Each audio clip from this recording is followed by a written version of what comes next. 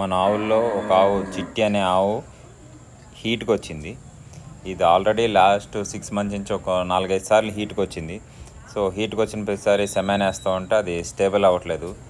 So ఏంటా అని మన ఫ్రెండ్ ఒక ఆయన వెటర్నరీ డాక్టర్ ఉంటే ఆయన కన్సల్ట్ అవుతే ఆయన చెప్పింది ఏంటంటే ఒకసారి స్టమక్ అంతా క్లీన్ చేద్దాం, లోపల ఏమైనా ఇన్ఫెక్షన్ ఉంటే క్యూర్ అవుతుందని చెప్పారు. సరే ఈసారి హీట్కి వచ్చినప్పుడు ఇన్ఫామ్ చేయండి వస్తానని చెప్పారు. సో నిన్న నైట్ హీట్కి వచ్చింది. సో మార్నింగ్ ఇన్ఫామ్ చేస్తే ఆయన వచ్చి చెక్ చేశారు. చెక్ చేసి స్టమక్ క్లీన్ చేద్దామని చెప్పారు.